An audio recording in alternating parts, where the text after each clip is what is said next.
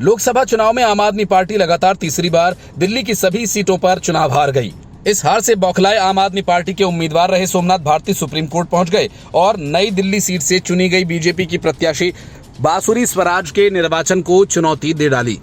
लेकिन सोमनाथ भारती की याचिका देखते ही कोर्ट का पारा चढ़ गया और भरी अदालत में सोमनाथ भारती को शर्मसार होना पड़ा।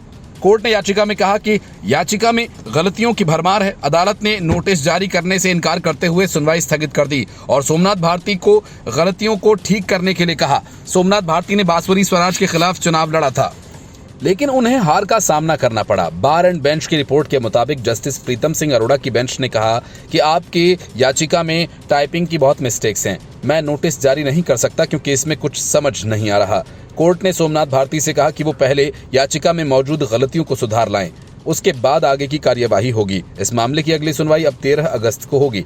जस्टिस अरोड़ा ने कहा कि सिनॉप्सिस में बताए गए प्रतिवादी मेमो से मेल नहीं खाते। उन्होंने कहा कि याचिका में प्रतिवादी संख्या 4 का जिक्र है, लेकिन ये मेमो में नहीं है। उन्होंने आगे कहा कि ये गलतियों से भरा हुआ है, बहुत ज्यादा गलतियां हैं, आपको पहले याचिका में सुधार करना है। मैं नोटिस जारी नहीं कर सकता क्योंकि मैं समझ नहीं सकता। मैं स्थगित करूंगा और आप पहले सही याचिका दायर कीजिए। सोमनाथ भारती ने अपनी याचिका में बांसुरी स्वराज के निर्वाचन को चुनौती देते हुए भ्रष्ट आचरण का आरोप लगाया है।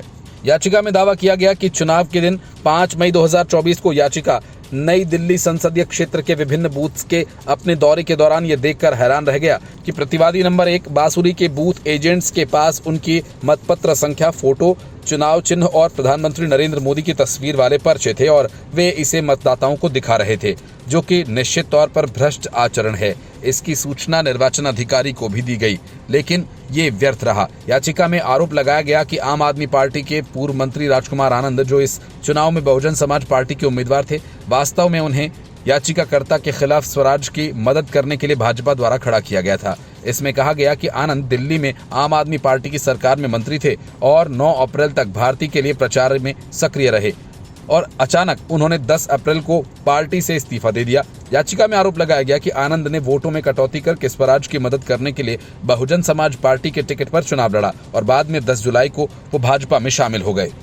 Bureau report, news of India.